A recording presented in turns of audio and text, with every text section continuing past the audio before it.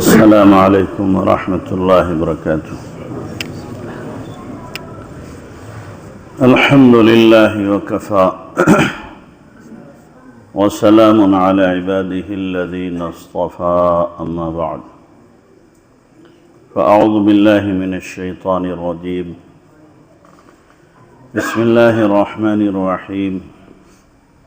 ما كان محمد أبا أحد من رجالكم ولكن رسول الله وخاتم النبيين وكان الله بكل شيء عليما۔ صدق الله العظيم۔ سبحان ربك رب العزة عما يصفون وسلام على المرسلين والحمد لله رب العالمين۔ اللهم صل على سيدنا محمد وعلى آل سيدنا محمد وبارك وسلم۔ اللهم صل على سيدنا محمد وعلى آل سيدنا محمد وبارك وسلم۔ اللهم صل على سيدنا محمد وعلى آل سيدنا محمد وبارك وسلم۔ محترم علماء کرام، معزز سامعین، میرے بزرگوں اور دوستوں، آج کا جو عنوان ہے، موضوع ہے، یہ بڑا حساس ہے اور اس کا تعلق عقیدے سے ہے، اعمال سے نہیں ہے۔ عقیدے کے معنی عربی میں آتے ہیں گرہ لگانا، یعنی جو بات دل میں گرہ کی طرح بیٹھ جائے اور ٹلائے نہ ٹلے، ہٹائے نہ ہٹے، اس کو عقیدہ کہتے ہیں۔ اہل ایمان کا عقیدہ نبی علیہ السلام کے تعلق سے یہ ہے کہ آپ آخری نبی ہیں۔ اسی طریقے سے مسلمانوں کا یہ بھی عقیدہ ہے کہ عیسیٰ علیہ السلام کو اللہ تعالیٰ نے آسمانوں پر اپنی قدرت سے دنیاوی جسم کے ساتھ اٹھا لیا تھا، اور قرب قیامت میں اللہ تبارک و تعالیٰ عیسیٰ علیہ السلام کو حضرت مہدی کی موجودگی میں دمشق کی جامع اموی میں فرشتوں کے ذریعے سے اتارے گا، اور حضرت مہدی عیسیٰ علیہ السلام سے پہلے دنیا میں آ چکے ہوں گے۔ یہ اہل اسلام کا عقیدہ ہے، اور اس سے انحراف کرنا در حقیقت اسلام سے انحراف ہے، اور اس کا جو منکر ہو یا تعویلات کرے تو اسلام سے اس کا کوئی تعلق پھر باقی نہیں رہتا۔ اور مہدویت کے دعویٰ کرنے والے آج ہی نہیں، ایک زمانے سے مہدی کا دعویٰ کرنے والے پیدا ہوتے رہے، اور شیعوں میں سنیوں سے زیادہ ہیں، وہاں تو ہزاروں کی تعداد پہنچ چکی ہے جو مہدی کا دعویٰ کر چکے ہیں، جو جیلوں میں بھی پڑے ہوئے ہیں اور اب بھی کر رہے ہیں۔ چونکہ سستی شہرت حاصل کرنے کا ایک ذریعہ ہے، کہتے ہیں نا، بدنام جو ہوں گے تو کیا نام نہ ہوگا؟ اس میں بھی تو ہمارا نام ہو جائے گا، لوگ جان جائیں گے ہم بھی کوئی چیز ہیں۔ ایک لطیفہ ہے، یاد آیا، ایک آدمی کو کوئی جانتا نہیں تھا، تو اس نے کیا کیا، عید کے دن عیدگاہ میں جا کر کے نجاست کر دی۔ اب عیدگاہ میں لوگ پہنچے، بھر گئی عیدگاہ، تو لوگ کہہ رہے وہ کون سا ایسا منحوس آدمی ہے، بیہودہ بدتمیز قسم کا، جس نے عیدگاہ میں غلاظت کی ہے۔ جب سارے لوگ آگے تو کھڑے ہو رہے ہیں، جناب کہ وہ نالائق بندہ میں ہی ہوں۔ لوگوں نے پوچھا تو نے حرکت کیوں کی؟ کہ لوگ مجھے جانتے نہیں تھے، آج سے جان لیں گے۔ تو یہ کیا ہے؟ بدنام جو ہوں گے تو کیا نام نہ ہوگا؟ کہ آدمی سوچتا ہے کہ ہمیں کیا ہے، لوگ جان لیں، ہمیں بھی شہرت مل جائے۔ تو اس لیے بعض اونے پونے لوگ جن کی کوئی حیثیت نہیں، کوئی ویلو نہیں، سماج میں جن کو کوئی نہیں گھاس ڈالتا، وہ بھی دعوے دار ہو جاتے ہیں۔ جیسے ایک کانا آدمی خدائی کا دعوے دار ہو گیا، کانا تھا اور کہنے لگا میں خدا ہوں۔ لوگوں نے کہا رے احمق کہیں کہ تو خدا ہے تو اپنی آنکھ کیوں نہیں صحیح کر لیتا؟ کہنے لگا میں کانا ہی آیا ہوں اس لیے تاکہ پتہ چلے مجھے کون مانتا ہے اس روم میں۔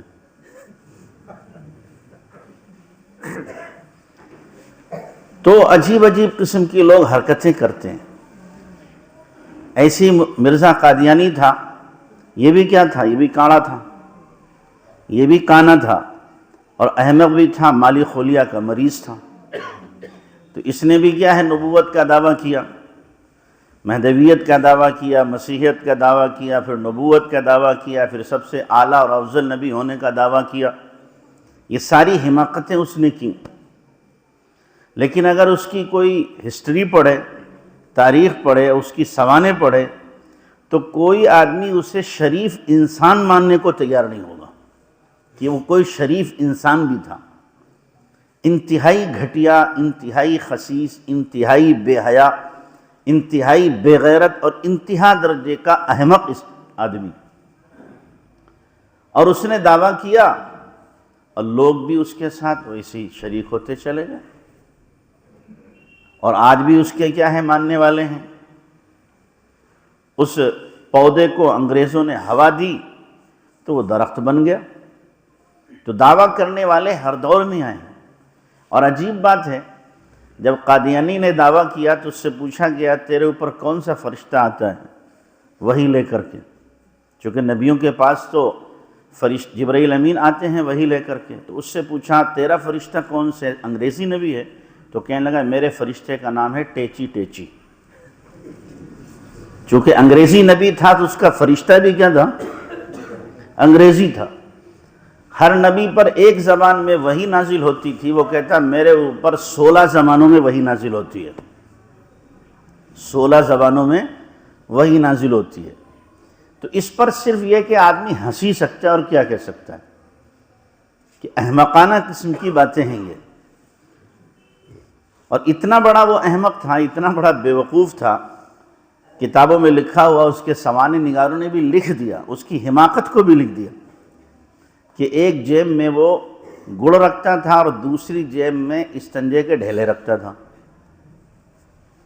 بھول زیادہ تھی طبیعت میں تو کبھی گڑ سے استنجا کر لیتا تھا اور ڈھیلے کو کھا لیتا تھا۔ اور ہیں کیا جناب، یہ نبی ہوگا یا غبی ہوگا؟ تو یہ غبی تو ہو سکتا ہے، بے وقوف تو ہو سکتا ہے، نبی نہیں ہو سکتا ہے۔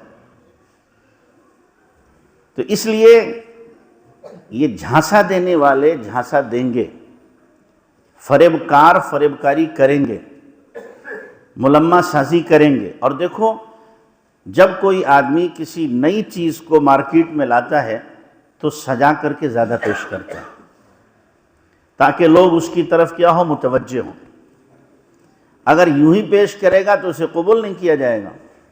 تو ایسے ہی جو دعوے دار ہوتے ہیں، کوئی نئی چیز اسلام میں ایڈ کرنا چاہتے ہیں، نیا عقیدہ لانا چاہتے ہیں، تو کچھ نہ کچھ اس کی ملمہ کاری کرتے ہیں، اس کو بنا کر کے پیش کرتے ہیں، ورنہ قوم قبول ہی نہیں کرے گی۔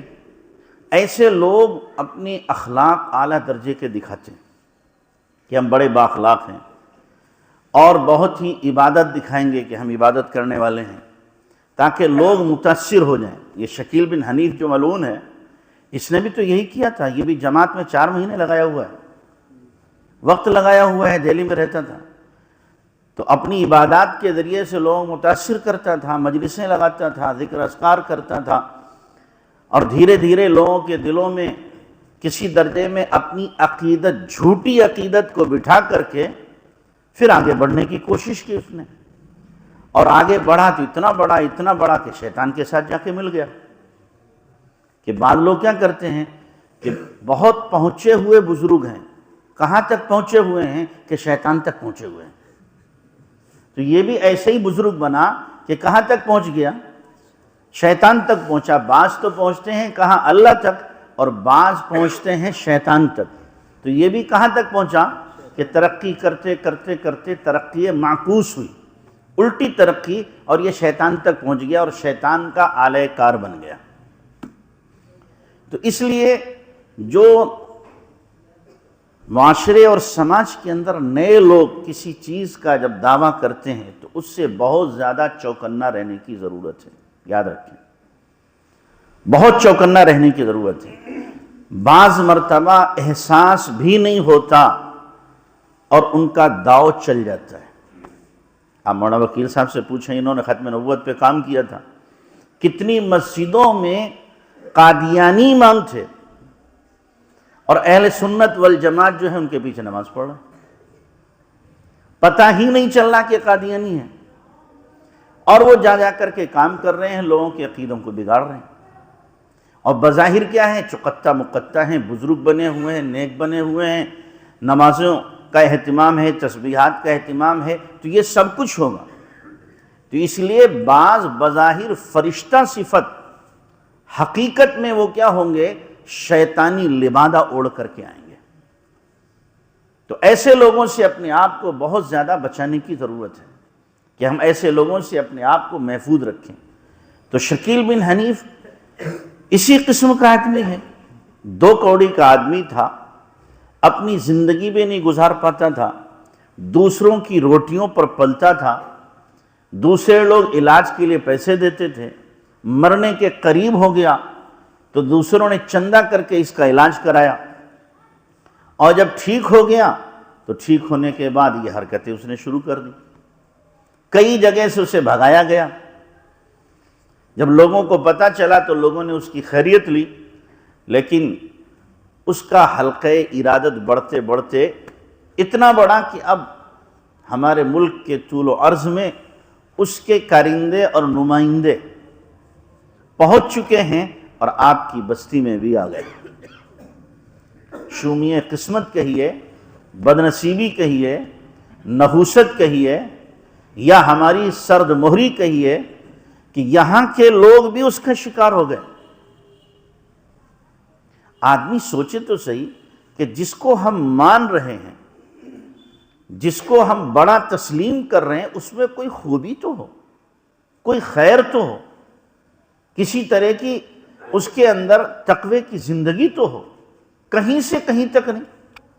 یاد رکھیں کہ اللہ تبارک و تعالیٰ نے دنیا کے اندر جتنے نبیوں کو بھیجا ہے، ہر نبی کو اللہ نے حسن صورت سے، حسن سیرت سے نوازا ہے، ہر نبی کو۔ کوئی نبی بد شکل نہیں آیا، بد اخلاق نہیں آیا، ہر نبی اچھے اخلاق والا، اچھی صورت والا۔ ہمارے نبی سب سے اعلیٰ و افضل تھے، تو آپ شکل و صورت میں بھی سب سے اعلیٰ تھے اور اخلاق میں بھی کیا تھے؟ سب سے اعلیٰ تھے، ہر نبی کے ساتھ۔ اب اگر کوئی ایسا انسان جو شکل و صورت کا بھی بھونڈا اور بھدا ہو، اخلاق بھی جس کے بدترین ہو، اور بالکل لوگوں سے روپوش ہو، ملتا ہی نہ ہو، سامنے آتا نہ ہو، ڈرپوک ہو اعلیٰ درجے کا، تو وہ آدمی کسی چیز کا دعویٰ کرے اور قوم اس کو مان لے، یہ تو بڑی حیرت کی بات ہے۔ کوئی تو خوبی ہو آدمی میں، تو اس کی شکیل بن حنیف کی شکل بھی کیا ہے؟ انتہائی بھونڈی ہے، پکا رنگ ہے اس کا، ظاہری اعتبار سے کوئی حسن نہیں۔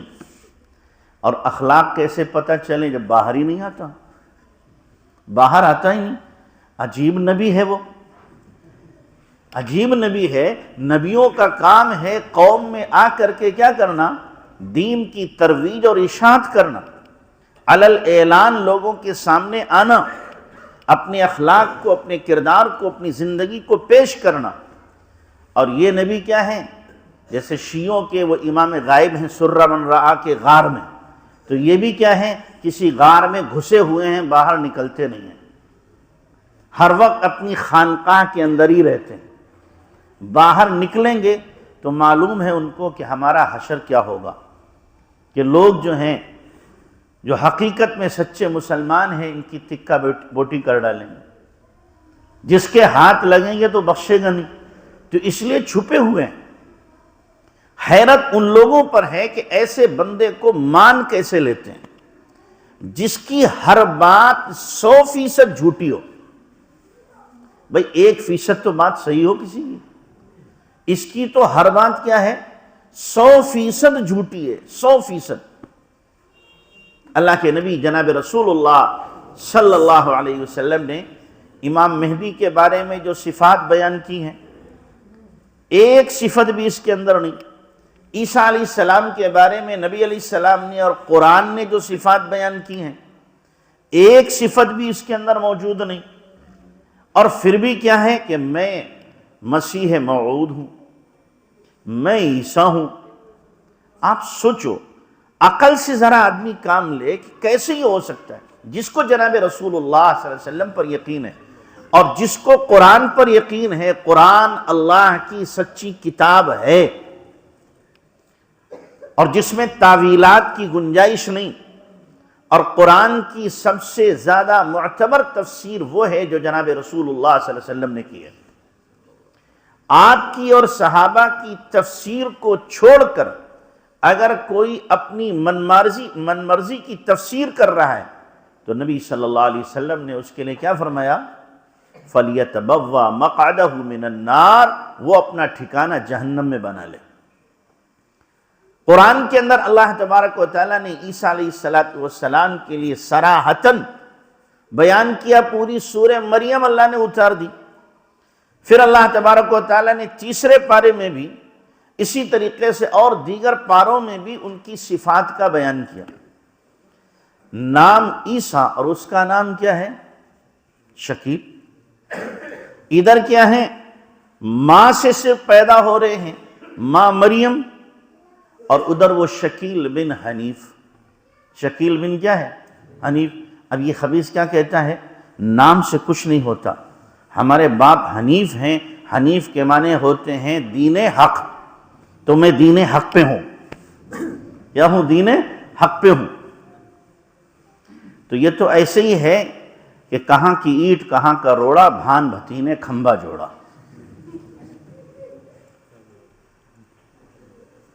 یہ ساری باتیں واقعی ہنسنے ہی کہ آپ ہنس رہے ہیں تو بالکل صحیح ہے، ہنسنے ہی کی باتیں ہیں جو وہ کر رہا ہے۔ حضرت عطا اللہ شاہ بخاری رحمۃ اللہ علیہ ایک مرتبہ آتا ہے کہ ایک قادیانی سے بحث ہوئی، تو حضرت نے فرمایا کہ اللہ تبارک و تعالیٰ نے عیسیٰ علیہ السلام کا، نبی صلی اللہ علیہ وسلم کا قرآن کے اندر تذکرہ کیا ہے، آپ کے نام کو احمد ذکر کیا ہے۔ تو قادیانی بولا کہ وہ احمد ہمارے حضرت تو ہیں، غلام احمد، مبشرم برسولی یاتی من بعد اسمہ احمد۔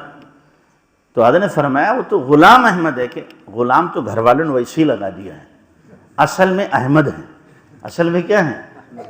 تو حضرت نے فرمایا کہ میں اللہ ہوں، میں کیا ہوں، ارے آپ اللہ کیسے ہو سکتے ہیں، آپ تو عطا اللہ ہیں، کہ نہیں، عطا تو گھر والوں نے ویسے ہی لگا دیا، ورنہ ہوں میں اللہ، اور جب میں اللہ ہوں تو میں ہی نبیوں کو بھیجوں گا، میں نے اس خبیث کو نبی بنا کر نہیں بھیجا ہے، جھوٹا ہے، یہ کیا ہے، جھوٹا ہے۔ تو اس کی تمام باتیں اسی قسم کی ہیں۔ تو قرآن کے اندر اللہ تبارک و تعالیٰ نے عیسیٰ علیہ السلام کا نام ذکر کیا، ان کی ماں کا نام ذکر کیا، باپ ان کے ہیں نہیں، عیسیٰ علیہ السلام کے باپ ہیں نہیں۔ یہ اللہ تبارک و تعالیٰ کی طرف سے اللہ نے باقاعدہ قرآن میں فرمایا کہ روح ہیں اور میرا کلمہ ہے، اللہ کا کلمہ ہے۔ جبرائیل علیہ السلام نے آ کر کے بی بی مریم کے دامن میں پھونکا تھا، اور اس پھونک کے ذریعے سے وہ حاملہ ہوئی، اور چند ہی لمحات میں ہی اللہ تبارک و تعالیٰ نے ان کو درد ذی پیدا کیا، اور پھر عیسیٰ علیہ السلام پیدا ہو گئے۔ وہ گھبرائیں بھی کہ میرا شوہر نہیں، بغیر شوہر کے بچہ میرا پیدا ہو رہا ہے۔ پہلے بھی انہوں نے کہا، جب بشارت دی عیسیٰ علیہ السلام نے، حضرت جبرائیل علیہ السلام نے، کہ تمہیں بیٹا ہوگا، تو کہنے لگی میرا بیٹا، لم یمسسنی بشر، مجھے کسی انسان نے چھوا نہیں، ولم اکو بغیہ، اور میں بدکار عورت نہیں۔ اور دو ہی راستے بچے کے پیدا ہونے کے ہو سکتے ہیں، یا تو شوہر ہو تو حلالی بچہ، یا پھر شوہر نہ ہو تو حرامی بچہ۔ اور نہ میں کسی کی بیوی ہوں اور نہ کسی انسان نے مجھے غلط طریقے سے ٹچ کیا ہے، تو بچہ کیسے ہوگا؟ تو جبرائیل علیہ السلام نے کیا قال کذالک، یوں ہی ہوگا، اللہ کا حکم ہے ایسے ہی ہوگا۔ اور جب پیدا ہو گئے حضرت عیسیٰ علیہ السلام تو پریشان ہوئیں، یہاں تک پریشان ہوئیں کیا کہنے لگیں؟ کنت نسیا منسیا، ہے میں بھولی بسری داستان ہو جاتی، کوئی مجھے جانتا نہیں، میں کیا جواب دوں گی لوگوں کو، کیسے جاؤں گی لوگوں کے پاس میں؟ عیسیٰ علیہ السلام کو لے کر کے آئیں تو اللہ تبارک و تعالیٰ نے باقاعدہ حکم دیا کہ جب تم سے کوئی پوچھے تو تم کہہ دینا انی نذرت للرحمن صوما فلن اکلم اليوم انسیا، میں نے نہ بولنے کا روزہ رکھا ہے، میں بولوں گی نہیں۔ فاتت به قومها تحمل قالوا یا مریم لقد جئت شیئا فریا، جب لے کر آئیں تو قوم نے کہا یہ طوفان کہاں سے لے کے آ گئی ہے؟ ما کان ابوک امرأ سوء وما کانت امک بغیہ، تیرا باپ بھی برا نہیں تھا اور تیری ماں بھی بدکارہ نہیں تھی، اور تیرا بھائی ہارون اتنا پارسا اور نیک، یہ کہاں سے تو لے کے آ گئی؟ تو کیا کہا؟ فاشارت الیہ، عیسیٰ علیہ السلام کی طرف اشارہ کیا، گود میں تھے، فاشارت الیہ، اس سے بات کرو، میں نہیں بول سکتی۔ قالوا کیف نکلم من کان فی المہدی صبیا، ہم اس بچے سے کیسے بات کریں جو ابھی ماں کی گود میں گہوارے میں ہے؟ یہ کہا ہی تھا کہ عیسیٰ علیہ السلام کو اللہ تبارک تعالیٰ نے قوت گویائی بخشی اور پوری تقریر کر دی۔ عیسیٰ علیہ السلام نے کیا کی؟ پوری تقریر کی۔ قال انی عبد اللہ آتانی الکتاب وجعلنی نبیا وجعلنی مبارکا اینما کنت واوصانی بالصلاة والزکاة ما دمت حیا وبرا بوالدتی ولم يجعلنی جبارا شقیا والسلام علی یوم ولدت ویوم اموت ویوم ابعث حیا ذلک عیسی بن مریم۔ پوری تقریر کر دی تو سارا مجمع حق کا بکا رہ گیا کہ معصوم بچہ بول رہا ہے۔ یہ معجزہ اللہ نے عیسیٰ علیہ السلام پر بچپن میں ظاہر کر دیا، جبکہ نبوت ملتی ہے 40 سال میں، اور عیسیٰ علیہ السلام وہ نبی ہیں جن کو نبوت ملی بچپن میں ہی، آپ کہہ سکتے ہیں، ورنہ 30 سال کی عمر میں ان کو نبوت مل گئی تھی۔ تو اللہ تبارک و تعالیٰ نے عیسیٰ علیہ السلام کو اپنی قدرت کاملہ کے ذریعے سے پیدا کیا ہے۔ اور شکیل بن حنیف، یہ ملعون خبیث کیسے پیدا ہوا ہے؟ اس کی ماں بھی ہے، اس کا باپ بھی ہے، اور پھر بچپن میں اس نے شاید کوئی تقریر کی ہوگی، کی ہے کہیں؟ کوئی ہے تقریر اس کی؟ بچپن میں یہ تو وہ ہوگا کہ جیسے عام بچے جو ہیں اگر چھوڑ دیا جائے تو پیشاب پیخانے سے کھیلنا شروع کر دیتے ہیں، تو یہ بھی کیا ہوگا؟ اس نے بھی یہی حرکت کی ہوگی۔ انبیاء کو اللہ تبارک تعالیٰ بچپن میں بھی ہر گندگی سے محفوظ رکھتا ہے، ظاہری گندگی سے بھی اور باطنی گندگی سے بھی اللہ تبارک و تعالیٰ محفوظ رکھتا ہے۔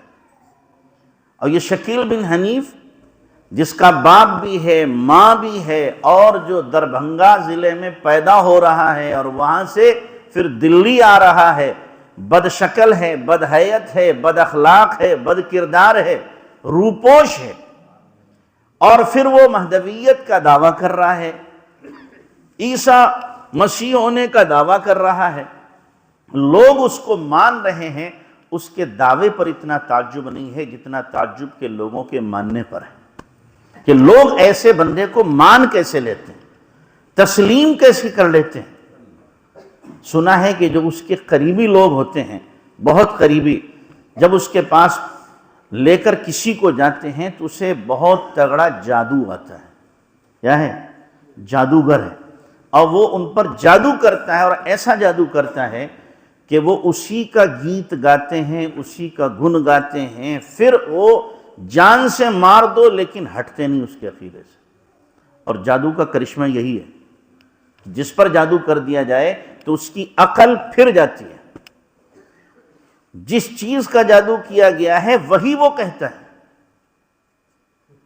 مولوی حسین صاحب جو مفتی حسین ہیں شہجہاں پور والے، وہ بتا رہے تھے کہ ایک مولوی، ایک جوان کی بیوی، اس کا ایک بچہ، اور وہ جوان بڑا خوبصورت کپڑے کا تاجر، اس کی بیوی کسی بھنگی چمار کے ساتھ چلی گئی جو شکل میں انتہائی بدترین، نہ شکل نہ صورت کچھ نہیں، اس کے ساتھ گئی۔ بہرحال کسی طریقے سے اسے ارینج کیا گیا، لایا گیا۔ اب اس عورت سے کہا گیا کہ بھائی تو اسے چھوڑ دے، کہ میں تو اسی کے ساتھ رہوں گی، اسی کے ساتھ رہوں گی، اس کے ساتھ رہوں گی، یہی میرا سب کچھ ہے، یہی رٹ لگا رہی ہوں۔ تو مفتی حسین کہتے ہیں مجھے شبہ ہوا شاید اس پہ جادو ہے، تو کہتے ہیں میں نے ہاتھوں ہاتھ لئیق بھائی کو فون کیا، جو کٹیا والے ہیں، کہ لئیق بھائی یہ صورتحال ہے۔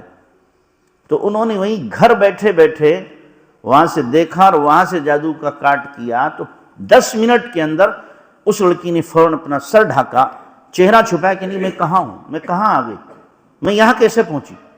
اب اس کی صورتحال ہے۔ تو جادو کے ذریعے سے عقل کو معوف کر دیا جاتا ہے، پھر آدمی وہی کہتا ہے جو جادو کے ذریعے سے اس سے کہلوایا جاتا ہے۔ تو یہ شکیل بن حنیف جو ہے یہ بھی منحوس قسم کا جادوگر ہے، اور جب اس کے پاس کوئی چلا جاتا ہے تو اس پر جادو کر کے اس کو اپنا ہمنوا بناتا ہے، اور وہی اس کا کیا بن جاتا ہے، مبلغ بنتا ہے، داعی بنتا ہے، اور لوگوں میں جا کر کے دعوت دیتا ہے آپ اس کو مارو، کاٹو، برا بھلا کہو، کچھ بھی کہو، لیکن وہ پھرنے والا نہیں ہوتا جب تک کہ اس کا جادو ختم نہ کر دیا جائے۔ اور دیکھو ایک چیز برحق ہونے کی یہ ہوتی ہے کہ جو جس کے متعلق عقیدہ رکھتا ہے اس کے خلاف ایک بھی لفظ سننے کے لیے تیار نہیں ہوتا۔ آپ جتنے بیٹھے ہو الحمدللہ ہم سب کیا ہیں، اہل حق میں سے ہیں، اہل سنت والجماعت ہیں۔ اللہ نہ کرے کوئی ملعون قسم کا آدمی یہاں آ کر کے اللہ کے نبی کی شان میں ایک بھی گستاخانہ جملہ بولے، آپ میں سے کوئی برداشت کرے گا؟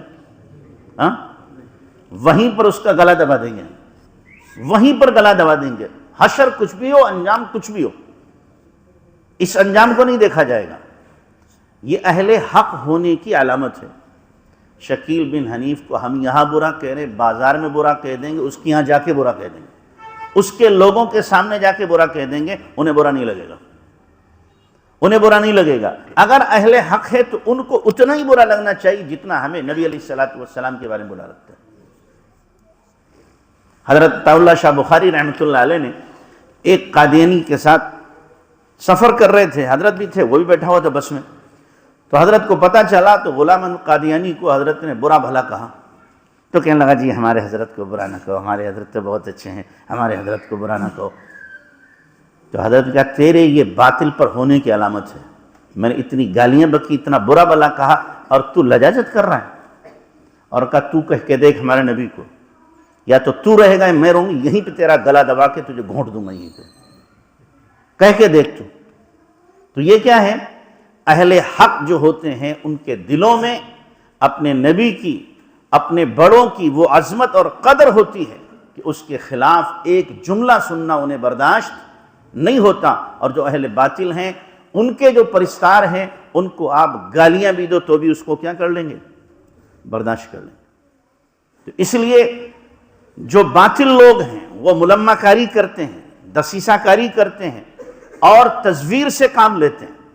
تو شکیل بن حنیف نہ تو یہ کیا ہے عیسیٰ علیہ السلام کا دعویٰ کر رہا ہے، تو نام اس کا نہیں موافق، باپ اس کا موجود، پھر اسی طریقے سے عیسیٰ علیہ السلام کی جس طریقے سے ان کے معجزات ہیں، ایک بھی معجزہ اس کے اندر پایا جاتا ہے۔ قرآن کے اندر معجزات کا اللہ نے تذکرہ کیا ہے، مولوی اسد نے ابھی اس میں بتایا تھا جو ٹریننگ علماء کو بلایا تھا، قرآن کے اندر اللہ تبارک و تعالیٰ نے عیسیٰ علیہ السلام کے بارے میں ذکر کیا ہے کئی جگہ پر کہ عیسیٰ علیہ السلام پرندے بناتے تھے مٹی کے، اور بنا کر کیا کرتے تھے؟ پھونک ماری اور پرندہ اڑ کے چلا گیا۔ کیا شکیل بن حنیف نے کبھی مٹی کا بھی پرندہ بنایا ہے؟ پھونک مارنا تو دور کی بات ہے، مٹی کا بھی کبھی بنایا ہے؟ اگر ایمان والے کا قرآن پر عقیدہ ہے اور قرآن میں تعویل نہیں ہو سکتی، تو قرآن کی یہ بنیادی عقائد اگر اس کے پاس ہیں تو صاف کہہ دے گا یہ مکار اور جھوٹا ہے۔ ظاہر ہے کہ اس میں کیا تعویل کریں کہ عیسیٰ علیہ السلام پرندہ بنا کر کے پھونک مار دیتے تھے، اس کی کسی توضیح اور تفسیر کی ضرورت نہیں ہے، بالکل واضح ہے۔ اور اگر اس کی کوئی تعویل کر رہا ہے تو یقینی طور پر تعویل کرنے والا کافر ہے، جہنمی ہے، اس لیے کہ نبی نے اس میں کوئی تعویل نہیں کی ہے، اس کی کوئی تشریح نہیں کی ہے، انہی الفاظ کے ساتھ وضاحت کے ساتھ حدیث میں بھی بیان ہے۔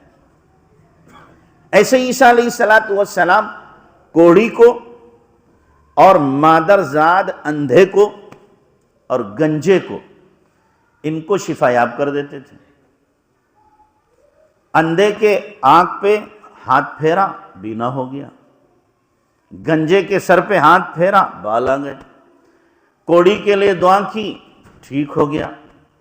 اسی طریقے سے مردہ لیٹا ہوا ہے، چاہے ابھی تازہ مرا ہوا ہو یا صدیوں پہلے مرا ہوا ہو، اور اس کا انگوٹھا پکڑا، قم باذن اللہ، فوراً زندہ ہو گیا۔ صرف اتنا ہی فرماتے تھے، قم باذن اللہ، اللہ کے حکم سے کھڑا ہو جا، کھڑا ہو جاتا تھا۔ یہ نہیں کہتے تھے کہ میں کھڑا کر رہا ہوں، میں کھڑا، اس لیے کہ زندگی اور موت اللہ کے قبضے میں ہے، اس لیے واسطہ کس کا دیا؟ قم باذن اللہ، اللہ کے حکم سے کھڑا ہو جا، تو وہ کھڑا ہو جایا کرتا تھا۔ کیا شکیل بن حنیف نے یہ سب کچھ کیا ہے؟ کسی مردے کو زندہ تو کیا کرتا، سوئے ہوئے کو بھی وہ جگا نہیں سکتا قم باذن اللہ کہہ کے انشاءاللہ۔ اگر کوئی آدمی سویا ہوا ہو اور وہ قم باذن اللہ کہے تو جاگے گا نہیں۔ ایک بھی معجزہ اس پر صادق آنا تو دور کی بات ہے، اس نے خواب و خیال میں بھی نہیں دیکھا ہوگا، خواب و خیال میں بھی۔ تعویلات جتنی چاہے کر لے، تعویل کا دروازہ تو کھلا ہوا ہے، اور شیطان یقینی طور پر اس کا بہت ہی زیادہ ساتھ دے رہا ہوگا، معاونت کر رہا ہوگا، تاکہ اس کی شیطنت بڑھے اور لوگ زیادہ سے زیادہ کافر بن کر کے جہنم میں جانے والے بن جائیں۔ اسی لیے وہ تعویلات باردہ کرتا ہے۔ جیسے بتایا تھا نا مفتی صاحب نے، حضرت مولانا مفتی راشد صاحب نے بھی ہمارے آیت شاہی میں، انہوں نے بھی یہ بتایا تھا کہ کافر لکھا ہوگا کاہے پہ؟ دجال کی پیشانی پہ، تو کہا یہ کہ امریکہ اور فرانس ہے، امریکہ اور کیا ہے؟ فرانس ہے، یہ کافر لکھا ہوا ہے بیچ میں، یعنی امریکہ اور فرانس کے بیچ میں کیا ہے؟ یہ دونوں دجال ہیں، اور بیچ میں ان کے کیا لکھا ہوا ہے؟ کافر لکھا ہوا ہے۔ اب اس پر سوائے ہنسنے کے اور آدمی کیا کرے گا؟ یہ اعلیٰ درجے کی حماقتی تو کہا جا سکتا ہے کہ دو ملکوں کے نام کو ملا دو اور کافر ہو جائے۔ یہ تو ایسے ہی ہوگا جیسے مولانا مرتضیٰ حسن چاندپوری رحمۃ اللہ علیہ نے احمد رضا کو حروف تہجی سے کافر ثابت کیا تھا۔ حروف تہجی سے کیا ثابت کیا تھا؟ کافر ثابت کیا تھا۔ مولانا مرتضیٰ چاندپوری رحمۃ اللہ علیہ جب اکابر پر اس نے عبارات کو خرد برد کر کے اور جا کر کے مکہ المکرمہ میں حسام الحرمین کتاب پر مہریں لگوا لی کہ یہ جو عقیدہ رکھے وہ کافر ہے، کہ ایک عبارت یہاں 10 صفحے سے، دوسری عبارت 27 صفحے سے، تیسری عبارت فلاں صفحے سے مل کر کے کہا جی ایسا عقیدہ جو رکھے وہ کافر ہے۔ تو حضرت مولانا مرتضیٰ چاندپوری رحمۃ اللہ علیہ پہنچ گئے اس کے یہاں بریلی احمد رضا کے پاس، اور کہا دیکھو آج جلسہ کرو۔ جلسہ ہوا، کہا دیکھو آج میں احمد رضا کا کفر حروف تہجی سے ثابت کروں گا، اور ایک بچے کو بلایا جو ناظرہ پڑھتے، بیٹے یہاں ہو، اور نورانی قاعدہ منگایا، کہا بیٹا پڑھو، یہ کیا ہے کہ الف، یہ کیا ہے کہ ہا، یہ کیا ہے میم، یہ کیا ہے دال، کیا ہوا احمد، یہ کیا ہے را، یہ کیا ہے ضاد، یہ کیا ہے الف، کیا ہوا احمد رضا۔ اب یہ پڑھو کیا ہے کہ کاف، یہ کیا ہے الف، اور یہ کیا ہے فا، اور یہ کیا ہے را، کیا ہوا کافر۔ پورا ملا کے کہو احمد رضا کافر،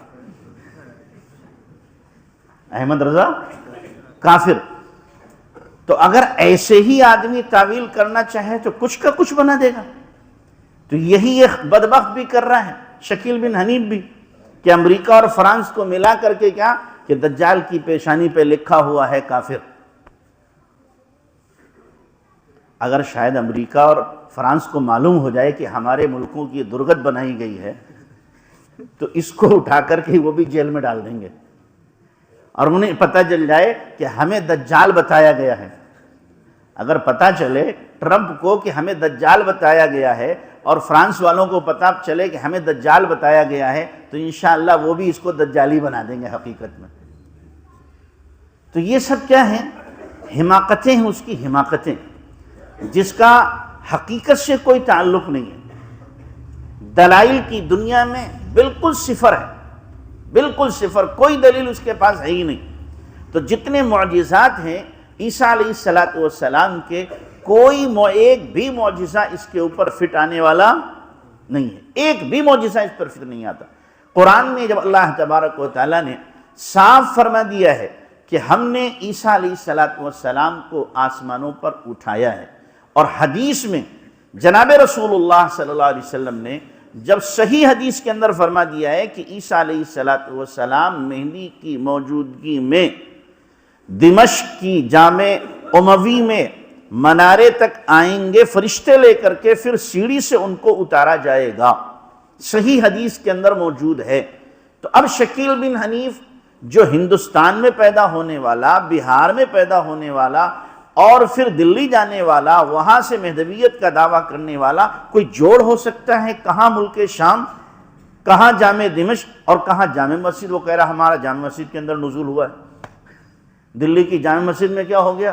اس کا نزول ہو گیا کہ جامع سب برابر ہیں، جامع مسجد سب کیا ہیں؟ برابر ہیں۔ یہ ہم جامع مسجد میں ہمارا نزول ہو گیا۔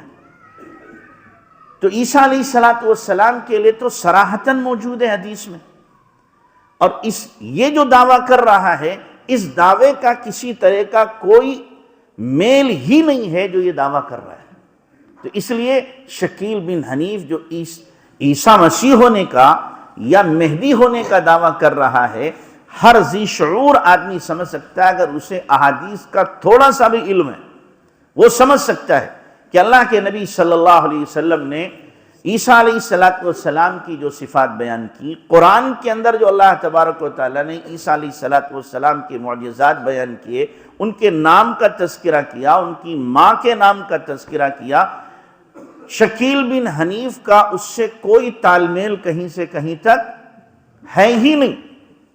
اور پھر مہدی ہونے کا دعویٰ آپ صبح سن چکے ہیں، مہدی ہونے کا اگر دعویٰ کر رہا ہے تو جو مہدی ہونے کا دعویٰ کرے وہ قیامت کی صبح تک مہدی نہیں ہو سکتا۔ مہدی ہونے کے لیے شرط ہی ہے کہ وہ دعویٰ نہیں کریں گے بلکہ ان کو دعوت دی جائے گی، دعویٰ نہیں کریں گے بلکہ ان کو کیا دی جائے گی؟ دعوت دی جائے گی، اور امت کے چنیدہ افراد 313 لوگ مقام حجر اسود اور مقام ابراہیم کے درمیان بیٹھ کر کے ان سے بیعت کریں گے۔ سب سے پہلے بیعت یہ لوگ کریں گے، اور یہ لوگ باقاعدہ پہچانیں گے، اور ایک رات میں اللہ تبارک و تعالی امام مہدی کو ان تمام صفات سے مزین کر دے گا جو صفات ایک امت کے سربراہ اور خلیفہ کے لیے چاہیے۔ اس سے پہلے ان کے اندر وہ صفات ہوں گی نہیں، اسی رات میں اللہ تبارک و تعالی وہ صفات ان کے اندر ڈالے گا۔ خود ان کو پتہ نہیں ہوگا میں مہدی ہوں، ان کو بھی معلوم نہیں ہوگا۔ ہاں یہ خدشہ ان کے دل کے اندر پیدا ہوگا، جب مدینہ کا امیر مرے گا خدشہ پیدا ہوگا کہیں لوگ ہمیں نہ خلیفہ بنا دیں، اس لیے وہ وہاں سے بھاگ کر کے مکہ المکرمہ آ جائیں گے، اور بعض روایات میں آتا ہے کئی مرتبہ ان کا آنا جانا ہوگا مکہ مدینہ. آخر کار پھر جن کو اللہ تبارک و تعالیٰ نے دل کی دنیا دی ہے اور جن کا دل بینا ہے، دل سے جو دیکھ لیتے ہیں، وہ پہچان لیں گے یہی ہے.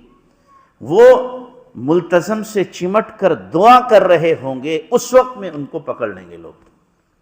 جو اہل حل و عقد ہوں گے، اہل بصیرت ہوں گے، اللہ والے ہوں گے، پکڑ کر کہیں گے امت کا یہ حشر ہے، یہ حال ہے، اور امت اس وقت میں تڑپ رہی ہے، اللہ کے واسطے آپ ہاتھ بڑھاؤ، ہم آپ کے ہاتھ پر بیعت کرتے ہیں. تو وہاں پر بیعت ہوں گے لوگ. اللہ کے نبی صلی اللہ علیہ وسلم نے جب صاف فرما دیا کہ ان کا نام میرے نام کے موافق، ان کے باپ کا نام میرے باپ کے نام کے موافق، اور ان کا کنبہ میرا کنبہ. امام مہدی جو ہوں گے وہ حسنی ہوں گے، قریشی ہوں گے، احمد نام ہوگا، باپ کا نام عبداللہ ہوگا. یہ صراحت اللہ کے نبی نے سب کیوں کی؟ اسی لیے کی تھی کہ بہت سارے مکار اور جھوٹے مہدی ہونے کا دعویٰ کریں گے. جب آپ نے یہ صراحت کر دی کہ یہ قریشی ہوں گے، حسنی النسل ہوں گے، میرا نام ان کا نام ہوگا، باپ کا نام بھی میرے باپ کے نام کے موافق ہوگا، مدینہ میں ان کی پیدائش ہوگی، مکہ میں لوگ مقام ابراہیم کے پاس آ کر ان سے بیعت کریں گے، اور ایک بہت بڑی فوج اللہ تبارک و تعالی زمین کے اندر دھسا دے گا، اور پھر وہ مقابلہ کریں گے یہودیوں سے، عیسائیوں سے.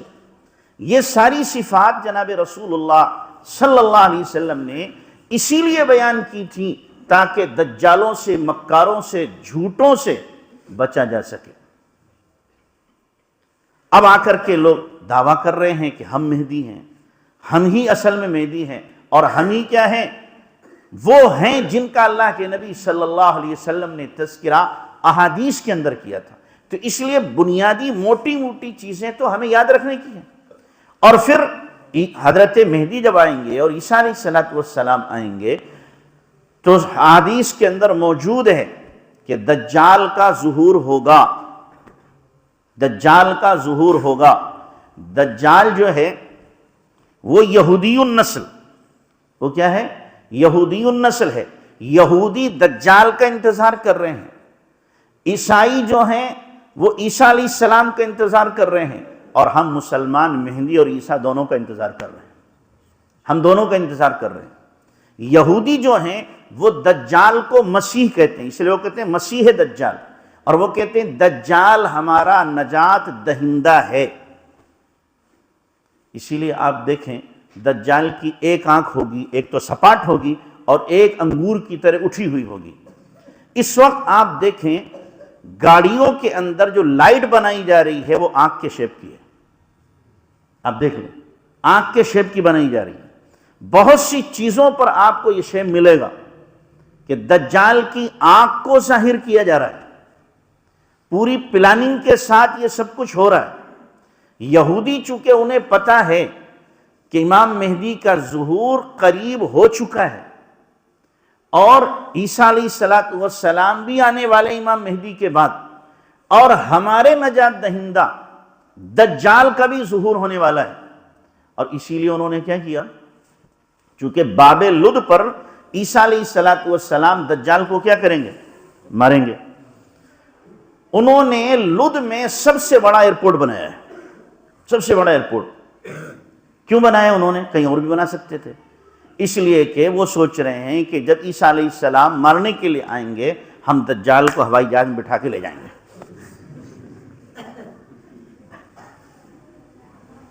یعنی جتنی بھی شیطنت ہو سکتی ہے اور مکار ذہن جتنی بھی تدبیریں اور چال چل سکتا ہے وہ سب کچھ کریں گے، وہ ساری تدابیر کریں گے. تو اس لیے انہوں نے لد میں کیا بنایا؟ ایئرپورٹ بنایا، اور ایسے جہاز کی بھی تیاری کر رہے ہیں جو جہاز آنن فانن کہیں سے کہیں چلا جائے. بھائی دجال 40 دن میں پوری دنیا کا کیا کرے گا؟ دورہ کرے گا. کیسے کر لے گا؟ کیسے کرے گا؟ پیدل تھوڑی کرے گا، وہ جہازوں کے ذریعے جائے گا، کبھی یہاں کبھی وہاں کبھی وہاں، اور جہاں جا کر کے دعوت دے گا. تو لوگ جو ہیں یاد رکھیں جو لبرل طبقہ ہے نا، جو اپنے آپ کو کیا کہتے ہیں، ہم ایڈوانس کلچر کے ماننے والے ہیں، وہ سب سے پہلے دجال کا ساتھ دینے والے ہوں گے۔ مسلمانوں میں سے دجال کے ساتھ دینے والوں کی اکثریت ہوگی۔ یہ وہ طبقہ ہوگا جو دنیا دار، دین سے بیزار اور اپنے آپ کو سیکولر ظاہر کرنے والے یہ دجال کا ساتھ دیں گے، جو مادے کے پجاری ہوں گے، چونکہ مادے کی طاقت دجال کے ساتھ ہوگی۔ جہاں چاہے گا بارش کر دے گا، جہاں چاہے گا سوکھا کر دے گا، جس کو چاہے گا مار دے گا، جس کو چاہے گا مالدار بنائے گا، جس کو چاہے گا فقیر کر دے گا۔ اور یہ سب آسان ہو گیا بھائی، ہم سب کے کھاتے بینک میں ہیں، اے ٹی ایم ہمارے پاس ہے۔ اس وقت حکومت جس کا کھاتا چاہے کیا کر دے، سیل کر دے۔ کھاتا سیل ہو گیا، ایک پیسہ ہم نہیں نکال سکتے۔ اب ایک آدمی مان لو 1 ارب روپیہ ہے بینک میں، 1 ارب روپیہ ہے، اب حکومت کہہ رہی اس بات کو مانو، وہ نہیں مانتا، ٹھیک ہے تمہارا کھاتا سیل۔ ہمارا کھاتا سیل کر کے کہ یہ فقیر لوگ ہیں، ان کو 10 لاکھ دے دو، 10 کروڑ دے دو۔ آنے واحد میں مالدار ہو گئے کہ نہیں ہو گئے؟ دجال یہی تو کرے گا، کوئی اپنے ساتھ لے کر دولت تھوڑی آئے گا۔ یہی سب کچھ ہوگا کہ دوسروں کے کھاتے کیا ہوں گے، سیل ہوں گے، اور جو فقیر ہوں گے ماننے والے، وہ کہے گا ہم تمہیں کروڑ پتی بنائیں گے، ہماری بات مانو کہ جی بالکل آمنا صدقنا انت ربنا، کہ ہمارے رب ہو، ہم تمہیں مانتے ہیں، لہذا فوراً کی طرف ٹرانسفر کر دیا جائے گا کھاتا کی، جی تمہارے کھاتے میں 10 کروڑ آ گئے، کہ جی ٹھیک ہے مان لیا ہم نے تمہیں خدا، تمہاری کھیتی سوکھ رہی ہے لہذا بارش برساؤ۔ مصنوعی بارش باقاعدہ ہو رہی ہے، چائنا کے اندر مصنوعی بارش کا نظام بنا لیا، اور مصنوعی بارش کرتے ہیں لوگ جہاں پر ضرورت ہوتی ان کو۔ تو یہ سارا کا سارا دجالی نظام پھیل رہا ہے، اور دجال کے جو چھوٹے چھوٹے دجال ہیں، شتونگڑے، وہ یہ پورا ذہن سازی کر رہے ہیں، ذہن بنا رہے ہیں۔ تو اس لیے ہمیں چاہیے کہ جب اللہ کے نبی صلی اللہ علیہ وسلم نے ایک بات 2-2-4 کی طرح بتا دی، 2-2-4 کی طرح، کہ دجال کیا ہوگا، کانا ہوگا، ایک آنکھ اٹھی ہوئی ہوگی، اس کی پیشانی پر کافر لکھا ہوا ہوگا، ہر اہل ایمان اس کو پڑھ لے گا، ہر اہل ایمان اس کو پڑھ لے گا۔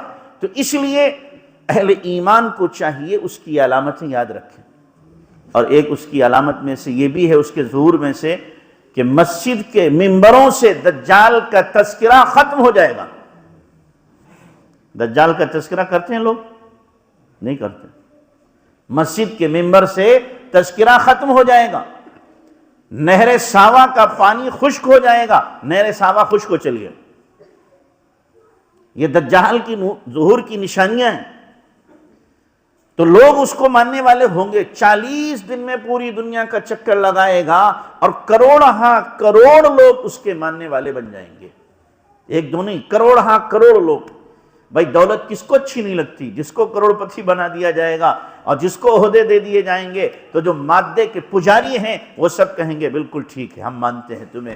اور اللہ کے نبی صلی اللہ علیہ وسلم نے جو فرمایا کہ اس کے ایک ہاتھ میں جنت ہوگی، ایک ہاتھ میں جہنم ہوگی، جو اس کی جنت میں گیا وہ اللہ کی جہنم میں گیا، جو اس کی جہنم میں گیا وہ اللہ کی جنت میں گیا، یعنی وہ یوں نظام پیش کرے گا جنت اور جہنم کا۔ اس لیے ہمیں بہت زیادہ چوکنا رہنے کی ضرورت ہے۔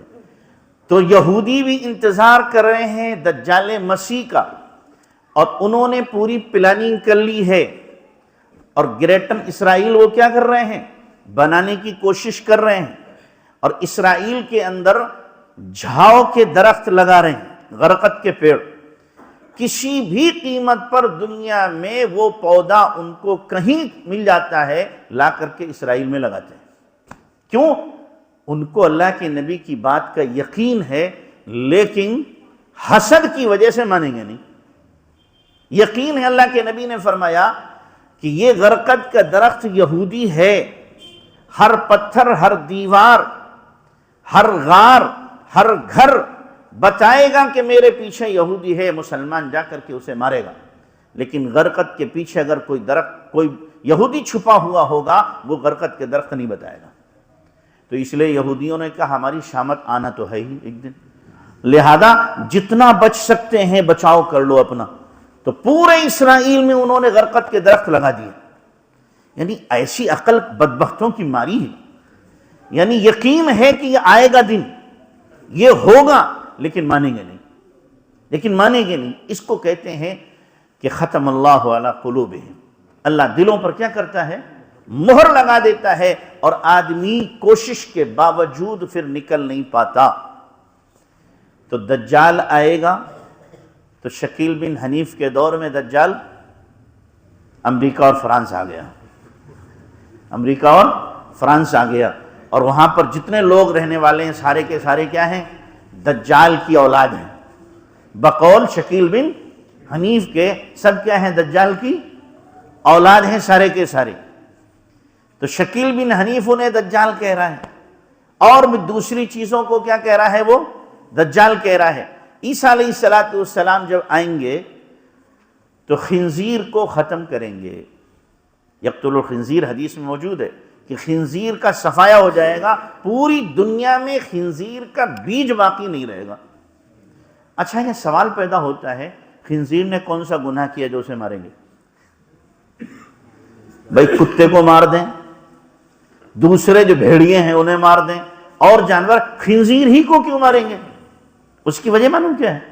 اس کی وجہ یہ ہے کہ جب عیسیٰ علیہ السلام کا دور ہوگا، امام مہدی کا دور ہوگا، اشیاء خوردنی میں خنزیر کی آمیزش اتنی ہوگی کہ اس سے بچنا تقریباً ناممکن ہوگا. اس لیے ماریں گے اسے. آ کے ہم لوگ جو کھا رہے ہیں، مسالے جو کھا رہے ہیں ہم لوگ، اجینا موٹو جن میں ملا ہوتا ہے، اجینا موٹو جن مسالوں میں، ان مسالوں میں خنزیر کی آمیزش ہوتی ہے. ذائقہ بڑھانے کے لیے کیا جاتا ہے. چائنا کے اندر جو مسالے بن رہے ہیں، مسالوں کے دانے بناتے ہیں، اس کے بعد نیچے پانی ابالتے ہیں، اس پانی میں خنزیر کی چربی یا آنت وغیرہ ڈالتے ہیں، اور اوپر کپڑا ڈالا، اس کے اوپر مسالے کے دانے رکھے، اسے ابالتے ہیں اور بھاپ دیتے ہیں ان دانوں کو. اس سے ٹیسٹ بڑھتا ہے، ذائقہ بڑھتا ہے. پھر ان دانوں کو پیس دیا جاتا ہے اور مسالے جات میں ملایا جاتا ہے. بچو کیسے بچو؟ اب تو بچنے کی یہی شکل ہے کہ آپ اپنے گھر میں ثابت مسالہ لا کر کے کیا کریں؟ پیسیں اور اس کو استعمال کریں. لیکن ہمارے گھر کی عورتیں اب کیا ہو گئی؟ رانیاں ہو گئی ہیں. لہذا پسا ہوا مسالہ چاہیے، اور پسا ہوا مسالہ ہی کیا ہے؟ استعمال ہو رہا ہے. کیا اس میں ملایا جا رہا ہے، کیا کھلایا جا رہا ہے، کچھ نہیں پتا. تو جب خنزیر کی اتنی آمیزش، جتنے بھی فاسٹ فوڈ دیے جا رہے ہیں، ان فاسٹ فوڈ میں اکثر جو ہے آمیزش خنزیر کی ہے. ابھی اسرائیل کی کمپنی پر ہمارے ملک نے پابندی لگائی کہ نہیں لگائی؟ کیوں لگائی؟ جب چیکنگ کی گئی تو معلوم ہوا کہ اس کے اندر چربی ہے، خنزیر کی چربی ہے، دوسری چربیاں ہیں. چونکہ اسرائیل یہودی، وہ تو چاہیں گے ہی کہ مسلمان زیادہ سے زیادہ خنزیر کھائیں، حرام کھائیں، تاکہ ان کا اللہ سے تعلق ختم ہو، ان کی دعائیں قبول نہ ہو. اس لیے کہ اگر یہ حلال کھائیں گے، ان کی دعائیں قبول ہوں گی تو ہماری شامت آئے گی. تو خنزیر اتنا عام ہوگا کہ اس سے بچنا کیا ہو جائے گا؟ مشکل ہوگا. اس لیے عیسیٰ علیہ السلام خنزیر کو ماریں گے، نہ رہے بانس نہ بجے بانسری، خنزیری سرے سے ختم کر دیں گے. تو شکیل بن حنیف نے کس کو؟ بکری کو بھی مارا کبھی؟ ہاں، وہ تو خنزیر کو ختم کریں گے، اور شاید اس کے آس پاس خنزیر ٹہلتے رہتے ہوں گے، چونکہ وہ بھی خنزیر کی قسم کا ہے، بلکہ خنزیر سے بدتر ہے. تو اس کے تو آس پاس گھومتے رہتے ہوں گے خنزیر. صریح حدیث میں اللہ کے نبی صلی اللہ علیہ وسلم فرما رہے کہ خنزیر کو عیسیٰ علیہ السلام کیا کریں گے؟ ختم کریں گے. اور آپ کہیں چلے جائیں، کسی علاقے میں بھی، ہر جگہ آپ کو خنزیر ٹہلتے ہوئے مل جائیں گے. اور یہ جناب مسیح صاحب کیا ہیں؟ بیٹھے ہوئے ہیں، تماشا دیکھ رہے ہیں، اور خنزیر کیا ہے؟ مٹر کشتی کرتا پھر رہا ہے. تو یہ عجیب و غریب مسیح آئے ہیں دنیا میں. تو اللہ کے نبی صلی اللہ علیہ وسلم کی حدیث کی سراسر کیا ہے؟ مخالفت ہے. اللہ کے نبی صلی اللہ علیہ وسلم فرما رہے ہیں کہ صلیب کو ختم کر دیں گے. جو عیسائی گلے میں ڈالے رہتے ہیں نا، صلیب کا نشان اور ان کے چرچوں پر بھی لگا رہتا ہے، اس کو ختم کر دیں گے۔ بولو شکیل بن حنیف نے کسی ایک چرچ سے بھی توڑا ہے؟ ہاں، جب وہ توڑے گا تو انشاءاللہ اس کی ہڈیاں بھی توڑ دی جائیں گی، باقی نہیں رہیں گی۔ بلکہ اگر جا کر کے دیکھا جائے، تحقیق کی جائے، تو معلوم ہوگا صلیب والے بھی اس کی مدد کر رہے ہیں۔ صلیب والے اس کی کیا کر رہے ہیں؟ مدد کر رہے ہیں۔ یہودی مدد کر رہے ہیں۔ اندرون خانہ یہ جتنے بھی باطل فرقے ہوتے ہیں، یہ باطل فرقوں کی جو ہوا ملتی ہے اور ان کو جو عروج ملتا ہے، وہ غیر آگے بڑھاتے ہیں تاکہ مسلمانوں میں افتراق اور انتشار پیدا ہو جائے، غیر بڑھاتے ہیں۔ یہی حال ہوا تھا کس کا؟ قادیانی کا۔ یہی حال ہوا تھا بریلویوں کا، احمد رضا کا، کہ احمد رضا نے جب انگریزی حکومت تھی تو اس نے کتاب لکھی اعلام الاعلام بین ہندوستان دارالاسلام، کہ اعلان کیا جاتا ہے کہ ہندوستان کیا ہے؟ دارالاسلام۔ انگریزی حکومت کو دارالاسلام کہا تھا، تو اب ظاہر ہے کہ دارالاسلام جب کہا جائے گا تو نوازشیں تو ہوں گی، بہت کچھ اسے دیا جائے گا، تو دیا گیا احمد رضا کو، بہت کچھ اسے ملا۔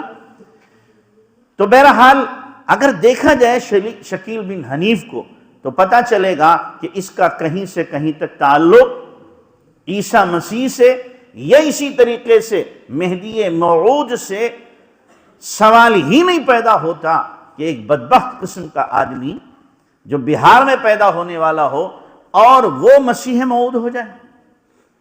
ایک بات کہنے کی نہیں کہہ رہا ہوں، ہمارے مولانا اسد صاحب صوفی صاحب ہیں مدرسہ شاہی میں، وہ ایک عجیب بات کہتے ہیں بہار کی سرزمین ایسی ہے، وہ کبھی غصے میں آتے تو کہتے ہیں ایسی ہے کہ 7 مرتبہ اسے الٹ پلٹ کر دیا جائے تب بھی نہیں سدھریں گے۔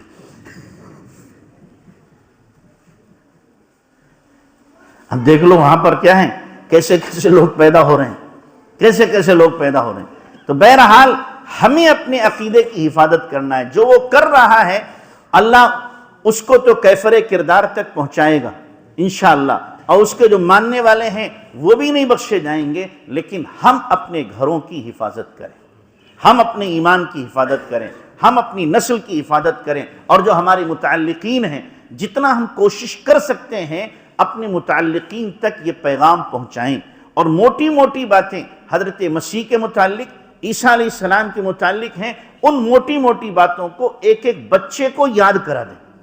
یہ نہ سمجھے کہ یہ تو پکے مسلمان ہیں، نمازی ہیں، روزے دار ہیں، حج کرنے والے ہیں، تسبیح پڑھنے والے ہیں، قرآن کی تلاوت کرنے والے ہیں۔ اگر عقیدے کا علم نہیں ہے تو بہت جلدی پھسل جائیں گے، یاد رکھنا، بہت جلدی پھسل جائیں گے۔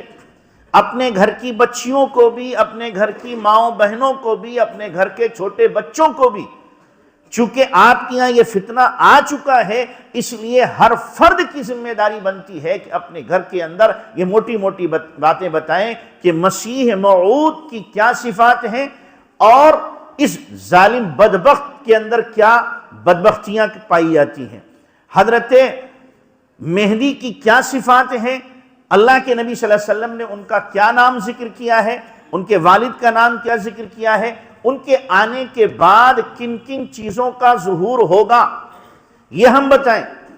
اللہ کے نبی صلی اللہ علیہ وسلم نے فرمایا کہ جب مسیح اور مہدی ہوں گے زمین اپنے خزانوں کو اگل دے گی، زمین اپنے خزانوں کو کیا کرے گی؟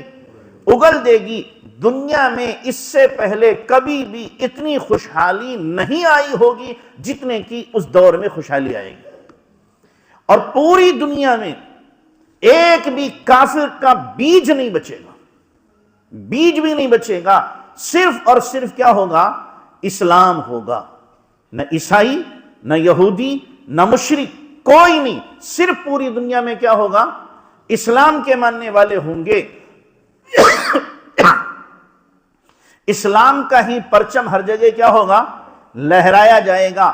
لاکھوں لاکھ یہودی تو ختم ہو جائیں گے، یہودی ماننے والے اکا دکا ہو سکتے ہیں، عیسائی جو ہیں وہ اکثر و بیشتر مان لیں گے، چونکہ عیسیٰ علیہ السلام آئیں گے وہ مان لیں گے، لیکن عیسائیوں میں سے بھی 20 لاکھ قتل ہوں گے، 20 لاکھ قتل ہوں گے عیسائیوں میں سے بھی۔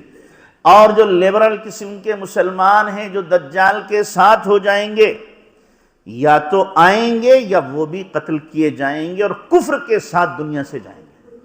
اس لیے میں کہہ رہا ہوں جو اپنے آپ کو بہت سیکولر کہتے ہیں، خدا کے واسطے علماء سے اپنا تعلق رکھو، اپنے عقائد کی حفاظت کے لیے اس علماء سے رابطہ رکھو، ورنہ اگر دجال ہمارے دور میں آ گیا تو جتنے بھی یہ سیکولر قسم کے مسلمان ہیں اپنے ایمان کی حفاظت کر پائیں بہت مشکل ہے، بہت مشکل ہے۔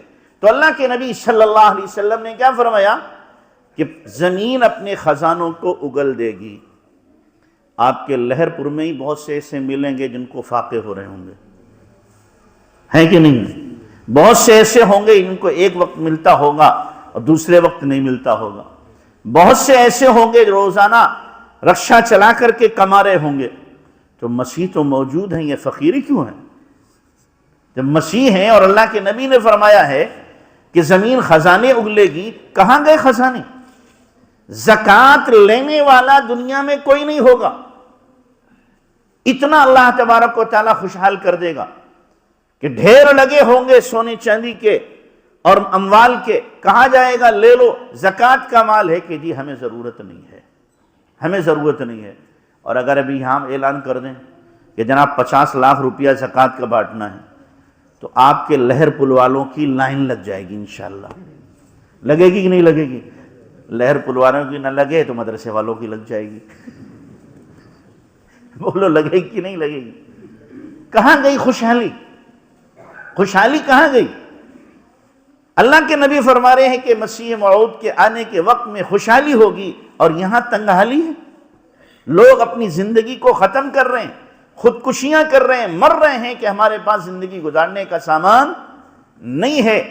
تو اس سے پتہ چلا کہ یہ مکار ہے، دجال ہے، فراڈی ہے اور دھوکے باز ہے، لوگوں کے ایمان پر ڈاکہ ڈالنے والا ہے۔ تو اس لیے بات خود بھی سمجھو، گھر والوں کو بھی سمجھاؤ، اپنے رشتہ داروں میں بھی سمجھاؤ، اور میں مفتی اسد سے بھی اور دوسرے علماء سے گزارش کروں گا موٹی موٹی باتیں لکھ کر کے کوشش کرو کہ ہر گھر کے اندر یہ پہنچ جائیں، تقسیم ہو جائیں، اور گھروں میں پہنچیں گی اور کہا جائے کہ ان چیزوں کو زبانی یاد کر لو، زبانی یاد کرو، تاکہ اگر کوئی ہمارے بچے کو یا بچی کو یا گھر کی مستورات کو ورغلانا چاہے تو فوراً اس کے منہ پر تھوک دیں کہ تو مکار ہے اور جھوٹا ہے، فراڈی ہے۔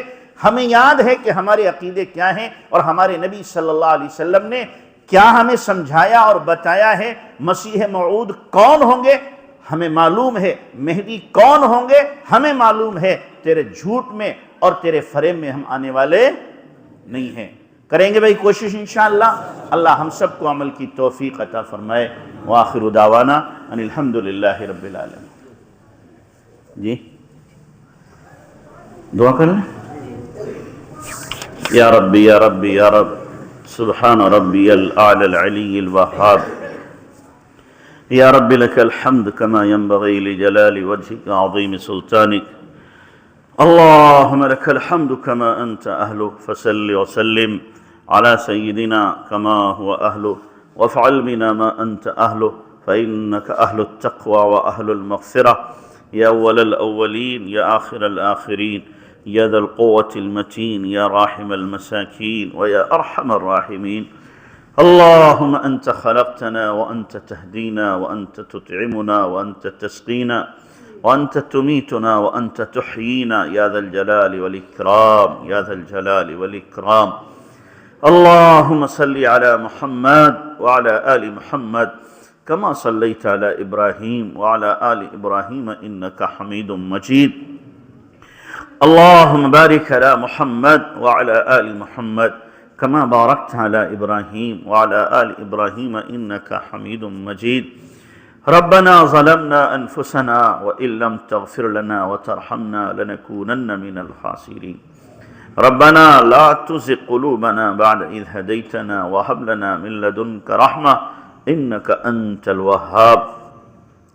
ربنا لا تؤاخذنا إن نسينا أو أخطأنا، ربنا ولا تحمل علينا إصرا كما حملته على الذين من قبلنا، ربنا ولا تحملنا ما لا طاقة لنا به، واعف عنا واغفر لنا وارحمنا أنت مولانا فانصرنا على القوم الكافرين رب اغفر لي ولوالدي وللمؤمنين يوم يقوم الحساب رب ارحمهما كما ربياني صغيرا ربنا هب لنا من أزواجنا وذرياتنا قرة أعين واجعلنا للمتقين إماما يا حي يا قيوم برحمتك نستغيث أصلح لنا شأننا كله ولا تكلنا إلى أنفسنا طرفة عين اللهم أحسن عاقبتنا في الأمور كلها واجرنا من خزي الدنيا وعذاب الآخرة اللهم إنا نسألك الهدى والتقى والعفاف والغنى اللهم إنا نسألك رضاك والجنة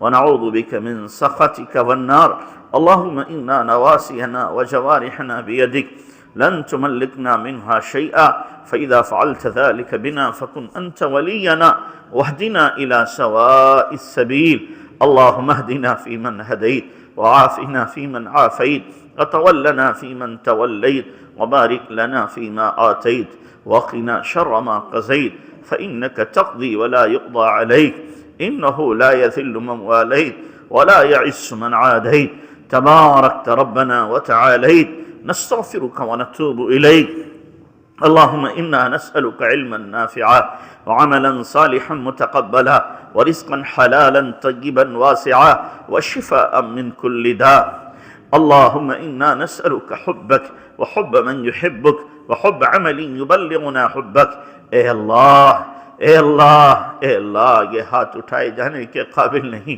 یہ زبان مانگنے کے قابل نہیں، یہ منہ دکھانے کے قابل نہیں۔ مولا ہم ظاہر میں بندے حقیقت میں بہت گندے ہیں اللہ، سر سے لے کر پیر تک گناہوں میں سنے ہوئے ہیں، لت پت ہو چکے ہیں اللہ۔ تو نے پردہ ڈالا ہوا ہے اللہ، تو پردہ ہٹا دے تو کوئی ہمیں منہ نہ لگائے، کوئی ہمیں اپنے قریب کھڑا نہ کرے، ہماری کرتوتیں اگر پتہ چل جائیں اللہ کوئی بات کرنا پسند نہ کرے۔ میرے مولا جیسے دنیا میں تو نے پردہ ڈالا ہے آخرت میں بھی پردہ ڈال دینا اللہ، رسوا ہونے سے بچا لینا اللہ، ہمارے گناہوں کو معاف فرما دے، معاف فرما دے، معاف فرما دے اللہ۔ ہم نے بہت جرائم کیے ہیں اللہ، اعمال میں بھی کوتاہی کی، ایمان میں بھی کوتاہی کی اللہ، عقائد میں بھی کوتاہی کی اللہ، ہم سراسر کوتاہ ہیں، نالائق بندے ہیں۔ میرے مولا معاف فرما دے، پیارے اللہ معاف کر دے، پیارے اللہ معاف کر دے اللہ۔ ہمارے ایمان کی حفاظت فرما، عقائد کی حفاظت فرما، عقائد کی حفاظت فرما، اعمال کی حفاظت فرما میرے مولا، خاص طور سے ہماری نسلوں کے ایمان کی حفاظت فرما اللہ۔ بڑا سنگین مسئلہ ہو رہا ہے، ہمیں اپنی نسلوں کے بارے میں بہت فکر ہے میرے مولا، ہماری نسلیں کیسے بچیں گی؟ اپنے بھی دشمن، پرائے بھی دشمن، ملک بھی دشمن، اے اللہ چاروں طرف سے دشمنوں کے نرغے میں ہیں اللہ۔ اگر تیری توفیق شامل حال نہ ہوئی ہماری نسلیں تباہ ہو جائیں گی، برباد ہو جائیں گی اے اللہ، اسلام کی دشمن بن جائیں گی میرے مولا تو حفاظت فرما، حفاظت فرما۔ قیامت تک کے لیے ہماری نسلوں میں صحیح العقیدہ پیدا ہونے کی اور صحیح العقیدہ باقی رہنے کی توفیق عطا فرما اے اللہ۔ ہماری نسلوں میں دین و ایمان، علم و عمل اور قرآن کے فیض کے جاری ہونے کے فیصلے فرما دے، فیصلے فرما دے میرے اللہ۔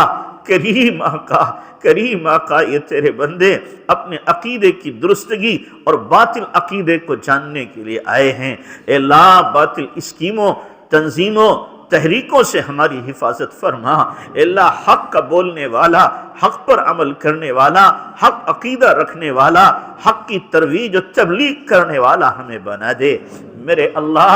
کریم آقا ہمارے عقائد کی حفاظت فرما میرے اللہ۔ کریم آقا ہمیں یا ہماری نسلوں کو امام مہدی کی فوج میں شامل فرما، امام مہدی کی فوج میں شامل فرما اے اللہ۔ دجال کی فوج میں شمولیت سے ہماری اور ہماری نسلوں کی حفاظت فرما، حفاظت فرما اے کریم آقا۔ جو بھی پلاننگیں ہو رہی ہیں اے اللہ، اہل ایمان کو ان سے مطلع فرما دے اور ان سے بچنے کی تدبیریں سمجھا دے۔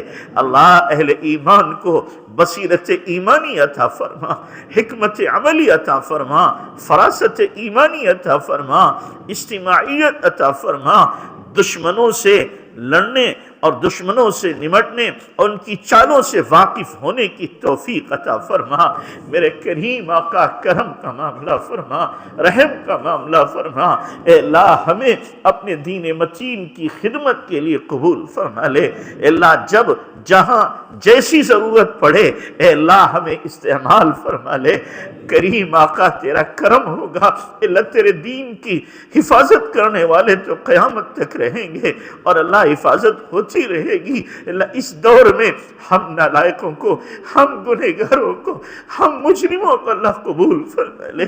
تیرے دین کی حفاظت اے اللہ براہ راست تو نہیں کرتا، اسباب کے درجے میں اپنے بندوں کو استعمال کرتا ہے۔ اللہ ہمیں بھی استعمال فرما لے۔ ہم مانتے ہیں ہم مجرم ہیں، ہم مانتے ہیں گنہگار ہیں، ہم مانتے ہیں میرے مولا تیرے دین کی خدمت کے لائق نہیں ہے اللہ، لیکن لائق بنانا بھی تو تیرا کام ہے اللہ۔ لائق بنا کے ہمیں اپنے دین کی خدمت کے لیے استعمال فرما۔ اللہ ہمیں ہمارے نبی سے سچی عقیدت اور محبت عطا فرما، محبت عطا فرما۔ اے اللہ ہماری نسلوں کو محبت عطا فرما۔ اے کریم آقا کرم کا معاملہ فرما، رحم کا معاملہ فرما۔ اللہ ہمیں قبول فرما لے۔ مولا مردود ہونے سے، محروم ہونے سے، شقی بدبخت ہونے سے ہماری حفاظت فرما، بے نیازی کی نظر سے حفاظت فرما۔ اے اللہ تیرے یہاں قابلیت نہیں چلتی، قبولیت چلتی ہے۔ بڑے بڑے قابلوں کو تو دھکا دے دیتا ہے، ٹھوکر مار دیتا ہے اللہ۔ جب ان کے اندر انانیت آتی ہے، بڑائی آتی ہے اور ان کے اندر اپنے علم کا غرور آتا ہے، مولا تو انہیں کنارے لگا دیتا ہے۔ اللہ ہمارے پاس تو کچھ نہیں، نہ علم ہمارا اتنا ہے، نہ عمل کا سرمایہ ہے میرے مولا، ہمیں تو بس تیرے کرم کا سہارا، کرم کا سہارا، کرم کا سہارا۔ اے کریم کرم کا معاملہ فرما، ہمیں رد نہ فرما، ہمیں ٹھوکر نہ لگا دے۔ ہم تیرے در کے بھکاری ہیں، تو نے خود کہا اما السائل فلا تنہر، سائل کو جھڑکی نہ دو۔ اللہ ہم بھی تو تیرے در کے سوالی ہیں، بھکاری ہیں، ہمیں بھی جھڑکی نہ دے۔ اللہ ہماری دینی دنیاوی ہر قسم کی ضرورتیں غیب سے پوری فرما، ہماری مشکلیں آسان فرما، حالات سازگار فرما۔ اے اللہ جو بھی ملکی یا خاندانی سطح پر اسکیمیں ہو رہی ہیں اور اللہ فتنے تیار ہو رہے ہیں، مولا ہماری نسل کی، پوری امت کی حفاظت فرما، حفاظت فرما۔ کریم آقا ہمارے مدارس کی، مساجد کی، خانقاہوں کی، مراکز مکاتب کی حفاظت فرما، علماء مشائخ کی حفاظت فرما۔ اے اللہ ان کے فیوض سے مستفید فرما۔ اے اللہ میرے شیخ محترم کی مغفرت فرما، مغفرت فرما، مغفرت فرما۔ اے اللہ اپنے جوار رحمت میں جگہ نصیب فرما۔ اللہ ایسے راتوں میں رونے والے اپنے بندے ہمیں عطا فرما دے، جو امت کی نیا پار لگانے والے ہوں، امت کے لیے تڑپنے والے ہوں۔ اے اللہ ایسے اشخاص و افراد کو وجود عطا فرما۔ کریم آقا، کریم آقا، جتنے لوگ یہاں موجود ہیں ان کے دلوں میں جو بھی جائز مرادیں تمنائیں ہیں پوری فرما۔ جتنی خیر کی دعائیں نبی علیہ السلام نے مانگی ہمیں پوری امت کو عطا فرما۔ جن شرور فتن سے آپ نے پناہ چاہی ہماری پوری امت کی حفاظت فرما۔ ہماری دعاؤں کو محض اپنے فضل و کرم سے نبی پاک صلی اللہ علیہ وسلم کے صدقے وسیلے قبول فرما۔ جزا اللہ عنا محمد ما هو علیہ وسلم برحمتک یا